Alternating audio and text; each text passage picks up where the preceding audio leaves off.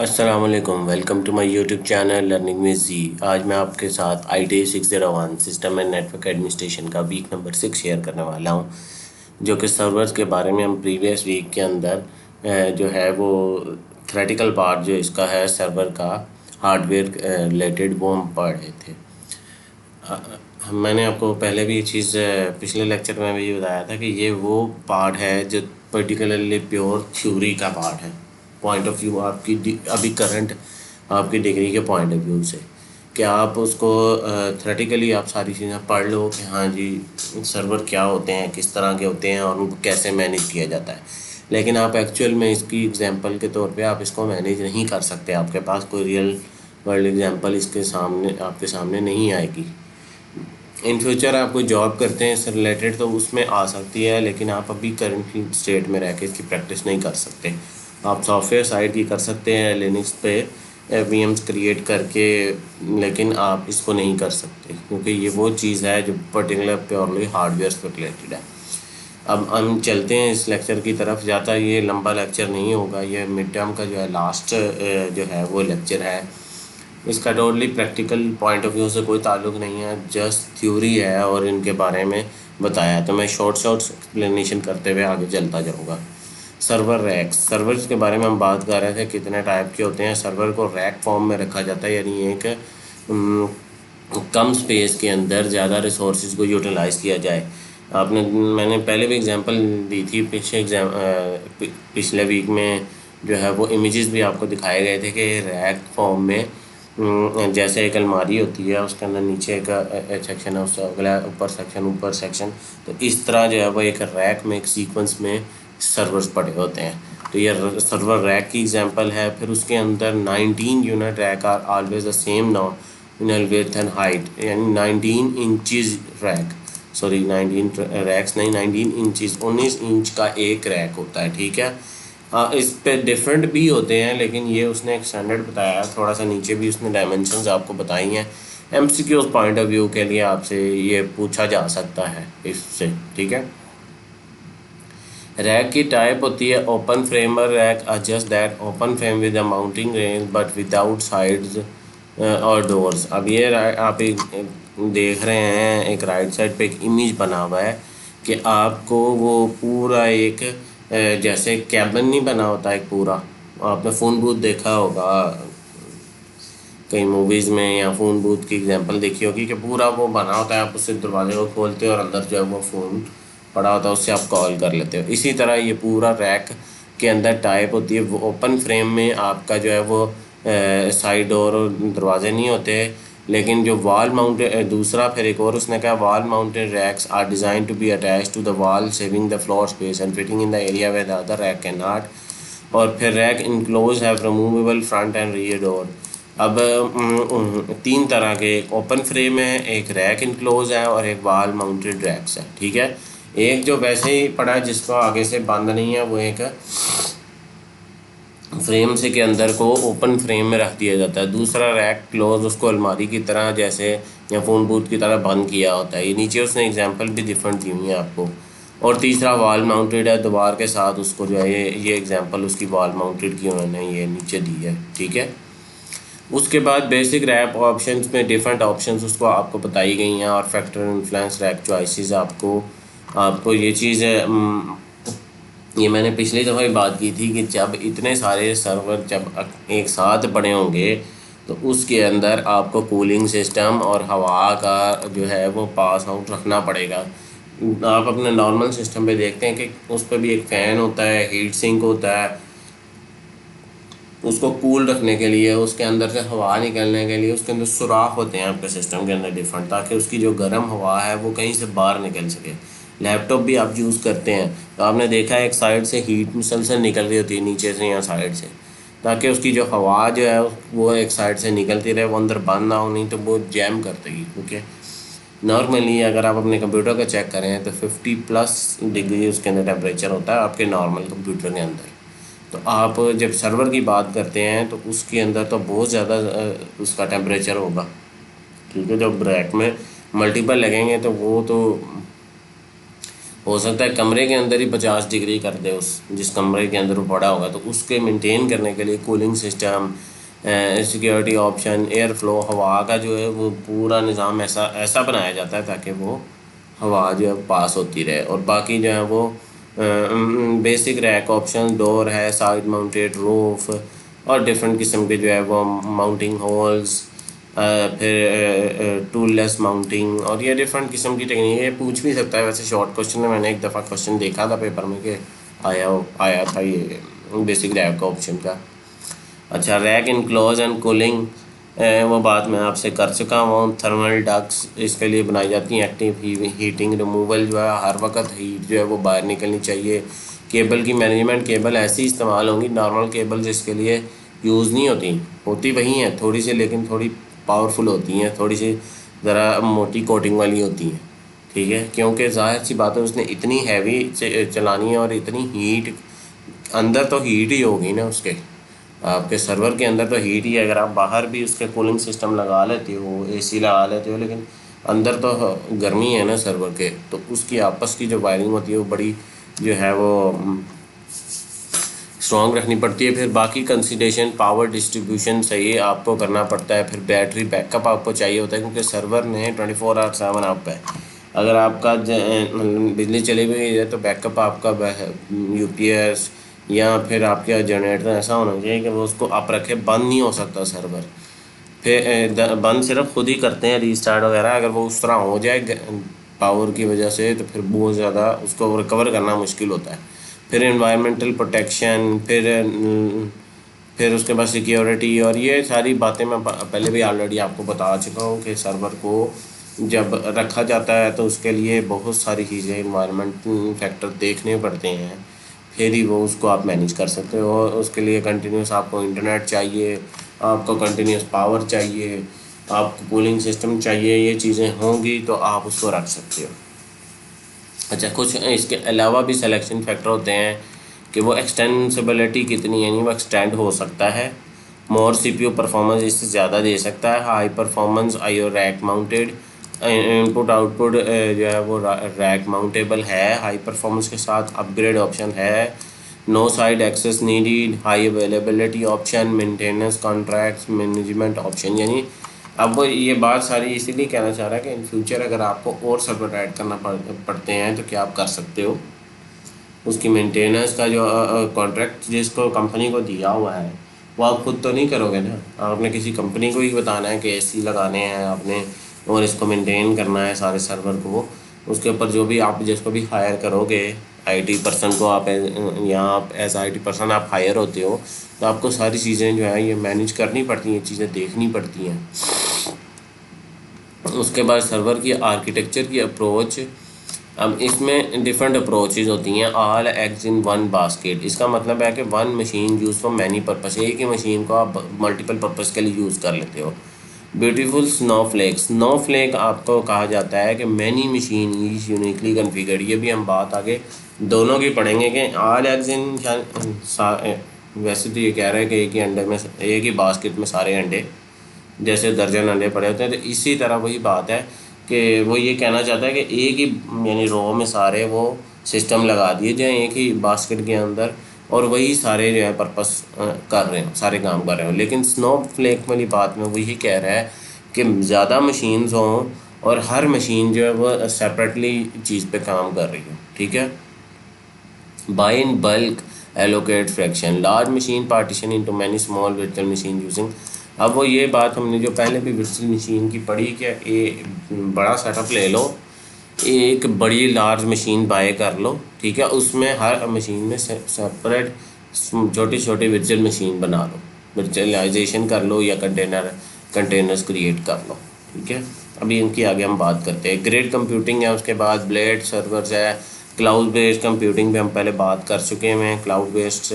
फिर software as a service, web hosting की मैंने आपको बात पहले भी बता चुका हूँ कि वेब होस्टिंग जो है वो सॉफ्टवेयर एज अ सर्विस जो है ये दी जाती है कि वो इसमें थोड़ा सा जो सॉफ्टवेयर एज अ सर्विस ये थोड़ी सी डिफरेंट है कि आप जो है वो बना बनाया सॉफ्टवेयर आप बाय करते हो, ठीक है। लाइक मैं एग्जांपल आपको देता हूँ कि ने कभी लेबॉर्ट्रीज पर टेस्ट कराया होगा मेडिकल का, नॉर्मली हर बंदा ही करवाता है। तो वो जो आपको वो बैठा होता है जो रिसेप्शन पे असिस्ट करने के लिए, वो उसका जो सिस्टम है उसमें सॉफ्टवेयर सर्विस कोई एप्लीकेशन इंस्टॉल होती है जो थ्रू इंटरनेट आपके वेब सर्वर से कनेक्ट होती है। ना तो आपको उसके सॉफ्टवेयर की टेंशन होती है, ना ही आपको उसके सर्वर की टेंशन होती है, ना ही वो आपके इक्विपमेंट की। वो सारी चीज़ें वो सॉफ्टवेयर एज अ सर्विस जिससे आपने बाय किया होता है वो सब कुछ आपको करके देता है। आपने सिर्फ उनको पे किया कि मुझे एप्लीकेशन चाहिए, मैंने जी लैब खोलनी है। आपका वो कंप्यूटर आपका जो आपका उस पर इंस्टॉल सॉफ्टवेयर चल रहा है वो वाया वेब चल रहा है। आपकी इंटरनेट आपको वो बताएगा कि कितना इंटरनेट की स्पीड आपको चाहिए होगी इसको ऑपरेट करने के लिए। तो ये उसकी सॉफ्टवेयर सर्विस की एग्जांपल है। उनका डेटाबेस, उनका जो चीज़ भी होगी हर चीज़ वही मेंटेन कर रहे हैं, आपको टेंशन लेने की ज़रूरत नहीं है। ठीक है। वेब होस्टिंग की आगे और भी एप्लीकेशन है। फिर server application purpose build devices each provide different service. इसके अंदर एटीएम मशीन इसकी एग्जांपल आती है। एटीएम मशीन सारी आपस में कनेक्ट होती हैं ना, सर्वर बेस्ड एप्लीकेशन ही है वो भी एक। ठीक है। फिर grade computing many machine manage in one unit. फिर ब्लेड सिस्टम आप पहले पढ़ चुके हैं, hardware that places many machine in one case, यही बात है all egg in one basket. ठीक है। अब ये डिफरेंट अप्रोचेज है, इन्हीं को आगे हमने लेके पढ़ना है। मैं आपको all egg in one basket तो बता चुका हूँ कि मैं आपको स्नो फ्लैग पे लेके जाऊँगा। ठीक है। ऑल इन वन बास्केट में वो बात क्या कर रहा है, मैं सिर्फ वो आपको बता देता हूँ कि सर्विसेज किस तरह की होती हैं। Database, web, DNS, HTTP, proxy, all on same high and hardware. अब ये सारी बातें हमने जो है वो ऑल एग इन बास्केट यानी एक ही जगह पे सारा कुछ मैनेज हो रहा हो। जैसे उसने ये एग्जांपल दिए, इंटरनेट के थ्रू सारा कुछ मैनेज हो रहा हो एक ही हार्डवेयर के थ्रू। ठीक है। ये all egg in one basket का मतलब है। ठीक है। उसके बाद स्नो फ्लैग का मतलब आप समझ लें कि उसने ये देखें डिफरेंट स्नो फ्लैग बनाए हैं। डीएनएस बना दिया, एक डाटाबेस, एक डब्ल्यू एक ईमेल बना दिया। और ये बेसिकली वो कह रहा है कि हर मशीन सेपरेट सर्विस प्रोवाइड कर रही होगी। बस स्नो फ्लैग के आर्किटेक्चर में ये डिफरेंस है एग आर्किटेक्चर से। All egg in one basket वो एक ही जगह सारा कुछ मैनेज हो रहा है। स्नो फ्लैग में सारा जो है वो मैनेज एक ही जगह हो रहा है, लेकिन हर चीज़ के लिए डिफरेंट मशीन जो है वो रखी हुई है। अच्छा, उसके बाद हम सॉफ्टवेयर आर्किटेक्चर में asset tracking when managing many unique machine it become increasingly important to maintain an inventory of machines. Inventory of machines का जब आप मैनेज कर रहे होते हो यूनिक मशीन को अलग-अलग, तो वो increasingly important maintain inventory of machine. Inventory of machine manage की जाए कि कौन सी मशीन कितनी रिसोर्सेज असाइन हुई हैं, कौन सा ऑपरेटिंग सिस्टम उस पर इंस्टॉल्ड है, उसका वो काम क्या कर रही है, और वो ऑटोमेटिकली अगर चल रही है तो वो क्या क्या काम कर रही है। ये सारी चीज़ें जो हैं वो ऐसा ट्रैकिंग के अंदर आती है कि आपको पता हो कि आपकी कौन सी मशीन क्या काम कर रही है और क्या फ्यूचर में क्या काम करेगी। अगर कोई फ्री पड़ी है तो उसने के फ्यूचर में अगर आपने इसे यूटिलाइज़ करना तो किस तरह से आप यूटिलाइज़ कर सकते हो। ठीक है। अच्छा, अब हम इससे आगे चलते हैं। By in a bulk allocate fraction. अब इसमें जो बात मैं करने वाला हूँ कि आपने पहले भी ये चीज़ देखी थी कि आप वीएम क्रिएट कर लेते थे, एक ही फिज़िकल हार्डवेयर के ऊपर मल्टीपल वीएम्स आप क्रिएट कर सकते हो। ठीक है। एक VM1 है, 2 है, 3 है, उसने एग्जांपल दिया है। एक फ़िज़िकल सर्वर के ऊपर दूसरे फिज़िकल सर्वर के ऊपर डिपेंड कर लो। By in a bulk allocate fraction, इसका मतलब यह है कि तो ज़्यादा उसको एक हिस्से को आप ख़रीद लो, एक बड़ी सर्वर एक ख़रीद लो, उसको फिर फ्रैक्शन पार्ट में छोटे छोटे फ्रैक्शन उसको डिवाइड करके करते जाओ। एक में एक VM है, उसमें एक एप्लीकेशन चल रही है, दूसरा दूसरी VM में दूसरी चल रही है, तीसरा में तीसरी चल रही है। अंडरलाइन हार्डवेयर से उसका कोई ताल्लुक नहीं है VM का। ठीक है। VM का उसको आप रीसाइज भी कर सकते हो, कंप्यूटर की एफिशिएंसी बढ़ा सकते हो। इंडिपेंडेंट होती है VM, एक VM से दूसरी VM जो है वो इंडिपेंडेंट होती है। डिफरेंट ऑपरेटिंग सिस्टम आप उन पर इंस्टॉल कर सकते हो। रिसोर्स आइसोलेशन, दोनों की रिसोर्स जो है वो आइसोलेट होती है। एक VM को अगर रैम इतनी असाइन हुई है 1 GB, तो दूसरे को आप 1 GB असाइन कर सकते हो, तीसरी को 5 GB कर लो, चौथी को 6 GB कर लो। आप उनका उनसे आपस में कोई रिसोर्स का ताल्लुक नहीं होता। अगर एक VM बंद हो जाती, डाउन हो जाती है, उससे दूसरे पे कोई ताल्लुक नहीं है, दूसरी अपनी जगह आराम से चलती रहेगी। सिक्योरिटी भी जो है वो उससे भी कोई फ़र्क नहीं पड़ता। अगर एक एक जो है वो हैक हो जाती है आपकी VM1 हैक होगी, उससे कोई फ़र्क नहीं पड़ता कि VM2 को कोई फ़र्क पड़ेगा, उससे कोई टोटली फ़र्क नहीं पड़ेगा। अंडरलाइन हार्डवेयर को जब तक कोई इशू नहीं क्रिएट होगा वो VM जो है वो उसी तरह चलती रहेंगी, ठीक है। Reduce dependency L. Each machine has its own operating system library, so they can upgrade independently वो अपग्रेड भी हो सकती हैं, ठीक है। VM को मैनेज करना लेकिन कुछ हद तक थोड़ा मुश्किल होता है। अगर अंडरलाइन हार्डवेयर बंद हो जाए तो फिर इशू क्रिएट हो जाता है। अगर अंडरलाइन हार्डवेयर में कोई इशू आ जाए तो फिर आपकी VM के अंदर इशू आता है, ठीक है। Live migration make management easy, आप इस पर माइग्रेशन भी कर सकते हैं। Can be use to rebalance a cluster moving VMs off load the physical machine to other that are less loaded. अब एक ये चीज़ भी एक इसमें आ जाती है कि अगर आप एक सर्वर पे आपने वर्चुअल मशीन क्रिएट की थी, अब वो सर्वर जो पुराना हो गया, आप चाहते हो कि अब नया सर्वर आपने बाय किया है, अब आपको उस पर मूव कर दिया जाए, ठीक है। इसमें लाइव माइग्रेशन आप एक सर्वर से सर्वर माइग्रेट कर सकते हो। आप सारा कंप्लीटली टोटली उसी तरह आप VM को यहाँ से मूव करो, बैकअप लो और वहाँ मूव कर दो। सेम एज इट इज़ जो आपका VM जैसे वहाँ फंक्शनैलिटी कर रही थी, सेम एज इट इज़ वहाँ करना शुरू हो जाएगी। इससे कोई फ़र्क नहीं पड़ेगा कि उसके अंदर जो भी उसके रिक्वायरमेंट थी और जो उसके हिसाब से अगर जितनी उसको रैम असाइन हुई थी, प्रोसेसर असाइन हुआ था और स्टोरेज असाइन हुई थी, अगर वहाँ भी आप उस तरह ही करते हो तो कोई फ़र्क नहीं पड़ेगा, उस पर बिल्कुल ठीक चलेगी। Share resources, the architecture of typical virtualisation cluster involve many physical machine that share a SAN for storage of VM disk by having a storage external to any particular the VM can easily be migrated between। अब ये क्योंकि share resources होते हैं, एक particular आप जो hardware आप use कर रहे हो, 1 टेराबाइट उसकी हार्ड डिस्क है जो आपका फिज़िकल हार्डवेयर है, तो आपने उसमें से शेयर्ड जो है ले लिया जी, यूनिट के 20 GB जो है मैं VM को असाइन कर देता हूँ या 25 GB असाइन कर देता हूँ। तो वो कहना ये चाह रहा है कि वो शेयर रिसोर्सेज ज़रूर है, नीचे से वो हार्ड डिस्क जो है SAN सिंपल स्टोरेज ही यूज़ कर रहा है, लेकिन वो वर्चुअल मशीन VM डिस्क बन जाती है, वर्चुअल डिस्क बन जाती है। उससे अंडरलाइन उससे कोई फ़र्क नहीं पड़ता, वो होती शेयर्ड ही है, लेकिन वो बिहेवियर उसका जो बिहेवियर होता है वो इंडिपेंडेंट हो जाता है। अच्छा, उसके बाद अब लाइव माइग्रेशन की भी हमने बात कर ली। By in bulk allocate fraction other aspect, अब कुछ और भी एस्पेक्ट होते हैं। अब VM क्या करता है, reduce the amount of standard computing capacity, they do not eliminate it. VMs can not span physical machine. अब VMs फिजिकल मशीन को स्पैन नहीं कर सकते ये उसका एक ड्रॉबैक है। जितनी उस पर फिजिकल मशीन पर रिसोर्सेज होंगी आप वहीं तक रह सकते हो, उससे आगे नहीं बढ़ सकते, ठीक है।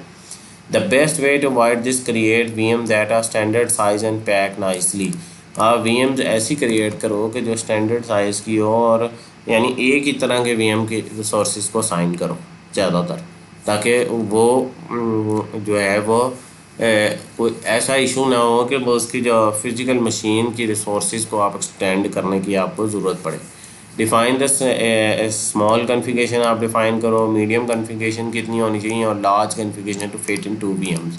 तो ये चीज़ें भी जो है वो आप के स्मॉल कॉन्फ़िगरेशन कितनी होंगी। अगर कोई मशीन जो आपने एप्लीकेशन है वो छोटी है तो उसके लिए स्मॉल कॉन्फ़िगरेशन, फिर मीडियम, फिर लार्ज कॉन्फ़िगरेशन के लिए 2 VMs को जो है वो आप जोड़ भी सकते हो। मल्टीपल VMs को आपस में जोड़ के भी आप काम कर सकते हो, ठीक है। VM पैकिंग इसको कहते हैं। If a physical machine taken down for repair, there has no place where the VM can be migrated if you avoid down time. अब ये एक मसला है कि अगर आपका सर्वर फिज़िकल सर्वर ही बंद हो गए, रिपेयर के लिए चला गया है कोई, उसमें से ऐसी चीज़ ख़राब हो गई जैसे पावर सप्लाई ख़राब हो जाती है। अब पावर सप्लाई उसकी अगर मेन ख़राब हो गई है, आप उसको पावर तो दे ही नहीं सकते, बैकअप पावर या जनरेटर उससे कुछ भी नहीं होगा, तो डाउन टाइम आएगा या आएगा, उसको आप अवॉइड नहीं कर सकते VMs को, ठीक है।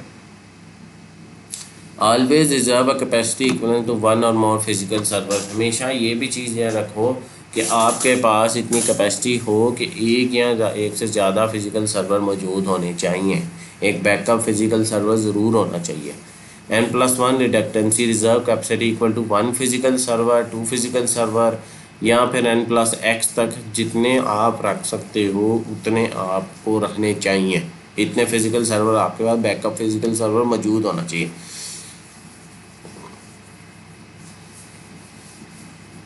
अच्छा, उसके बाद वो बात कह रहा है कि एक और चीज़ ये है कि entirely idle spare machine entirely unused. वो वही ये बात कह रहा है कि एक जो फिज़िकल मशीन है ना उसको आप सिर्फ रखो इसलिए कि जब कभी मेन सर्वर अगर कुछ होता है, उसको मसला होता है, तो फ़ौरन उसको उस पर माइग्रेट करके एक आइडल सर्वर पड़ा हो जिसको हम फ़ौरन ऑन कर दें ताकि डाउन टाइम ना आए। Another strategy is to distribute the spare capacity around the cluster. एक और है कि आप स्पेयर कैपेसिटी उसके लिए रख लो कि अलहदा से एक जो है वो कैपेसिटी हो कि आप उस पर उसको मूव कर दो, उस स्पेस पे आप मूव कर दो, एक रख लो सेक्शन की। अगर आपको एक्सटेंड करना पड़ता है, बाज़ औक़ात एक्सटेंड करना पड़ता है, यहाँ आपकी 3 हार्ड डिस्क थी, एक वर्चुअल मशीन जो है वो एक हार्ड डिस्क पे आपकी, क्योंकि मैंने बताया सर्वर पे एक हार्ड डिस्क नहीं लगी होती, 5-6 डिफरेंट हार्ड डिस्क हैं, हो सकता है कि 10-15 डिफरेंट हार्ड डिस्क हो, तो वो एक हार्ड डिस्क पे थी तो उस पर इशू आ गया, वो ख़राब हो गई। अब फ़ौरन आपने उसको दूसरे पे मूव किया तो दूसरी एक हार्ड डिस्क हमेशा स्पेयर पड़ी होनी चाहिए ताकि आप उस पर उसे मूव कर सकें। And more sites end up with an entirely different way to request, allocate and track VM and non-VM. It can be beneficial to have one system that manages both. Some cluster management system will manage a pool of bare metal machine using a API or VM as a VM. अब वो ये बातें आपको ये कह रहा है कि अगर वो VMs हैं या नहीं है उनको मैनेज इकट्ठे ही करना है, और मैनेज करने के लिए APIs कुछ क्लस्टर के अंदर, अब मैं इसकी एग्जांपल आपको देता हूँ कि जो होस्टिंग प्रोवाइडर कंपनीज होती हैं ना, उन्होंने जो अपने सर्वर्स लिए होते हैं, उन्होंने इसके ऊपर उसका जो ग्राफिक यूज़र इंटरफेस API उसको कह रहा है एप्लीकेशन प्रोग्रामेबल इंटरफेस, जो आपका इंटरफेस होता है ग्राफिक यूज़र, जिस पे आप नॉन यानी CLI की बात नहीं हो रही हमारी यहाँ पर, वो बात कर रहा है ग्राफिक यूज़र इंटरफेस की, कि उसके थ्रू भी जो है वो मैनेज कर लेते हैं चीज़ों को, VMs को भी और नॉन VM को भी मैनेज। सर्वर डायरेक्टली सिर्फ उससे जो है वो CLI से मैनेज नहीं हो रहा होता, API से भी कई जगह मैनेज कर लेते हैं। Another way to achieve this is making everything a VM, even if this means offering an external large size which is a VM that fills the entire physical machine. आप ये काम इस तरह भी कर सकते हो कि सारे ही जितनी ऑक्यूपाई स्पेस है फिज़िकल मशीन के ऊपर हो सकती है वो सारी VMs से भर दो, बना दो। While such machine will have a slight performance reduction due to the VM overhead, unifying all the machine management within the one process benefit customer who now have to learn only one system and make the management easier.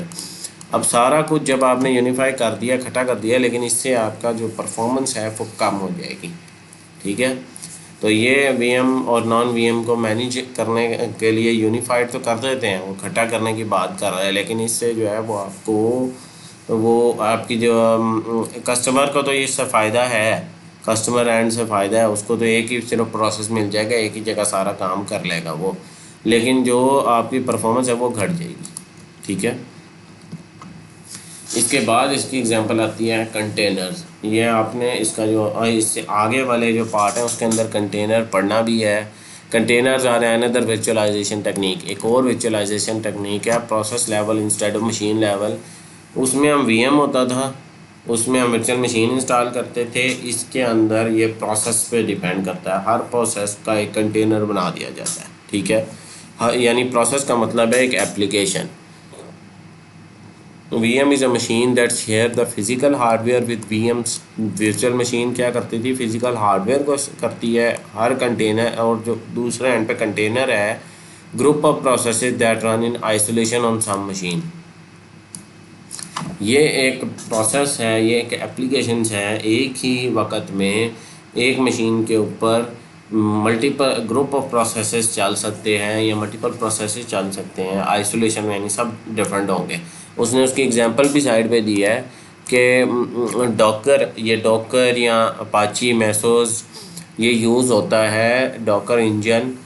एक हम Docker engine के अंदर containerisation कर लेते हैं, containers बना लेते हैं, हर कंटेनर में एक एप्लीकेशन डिप्लॉय कर देते हैं। होस्ट ऑपरेटिंग सिस्टम से ये इंडिपेंडेंट होती है, डजन उसके अंदर वीएम में तो होस्ट ऑपरेटिंग सिस्टम करना लाजमी था ना, इसमें ऑपरेटिंग सिस्टम करना लाजमी नहीं है।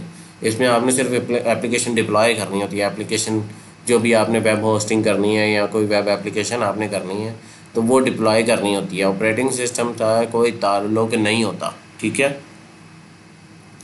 और इसमें वो भी, उससे भी ताल्लुक़ नहीं होता हाइपरवाइज़र से। यहाँ पर आपको जो वर्चुअल मशीन थी उसमें आपको हाइपरवाइज़र यानी वीएम वेयर या वर्चुअल बॉक्स या कोई और आप यूज़ कर रहे हो लेकिन कंटेनराइजेशन में उसका भी कोई ताल्लुक़ नहीं। ये इमेज से, ये ऊपर कंटेनराइजेशन का इमेज है और ये नीचे जो है ये वर्चुअल मशीन का। इसमें आपकी हाइपरवाइज़र जो मैं जिसकी बात कर रहा हूँ ये लिखा हुआ इधर, ठीक है। इंफ्रास्ट्रक्चर, इसमें सिर्फ infrastructure, host OS, direct application से ताल्लुक़ है, ठीक है। उसके बाद all of the container run under the same operating system but each container is self contained as far as file usages. वही बात है कि हर कंटेनर जो है वो सेल्फ कंटेन्ड है, उसको कोई ऑपरेटिंग सिस्टम सरोकार नहीं है। फिर नो डिपेंडेंसी है, कोई डिपेंडेंसी नहीं होती। Container are much lighter weight and permit more services to be packed on the your machine. अब ये वीएम से बहुत ज़्यादा लाइट होते हैं ये इसका डिफरेंस भी पेपर में आता है कि कंटेनर और वीएम का फ़र्क क्या है। जो कंटेनर है वो बहुत ज़्यादा लाइट वेट है, यानी बहुत कम रिसोर्सेज में आप जो है वो ज़्यादा काम कर लेते हो। इसकी एग्जांपल लिखी हुई है डॉकर, मैसेज एंड कुबरनेटिस जो मैंने आपको बताई है, ठीक है। अब यहाँ पर जो है ये वीक नंबर 6 जो है यहाँ पर इख्तिताम हो रहा है। ज़्यादा मैंने आपको यही बात बताई थी कि ये थ्योरेटिकल है, ठीक है। इसमें थ्योरी ही थ्योरी है, सिर्फ पढ़ने वाली बातें हैं, याद करने वाली बातें इसके अंदर बहुत ही कम है, ठीक है। तो यहाँ पर आपका मिड टर्म का कोर्स भी मुकम्मल हो जाता है वीक नंबर 1 से लेके वीक नंबर 6 तक।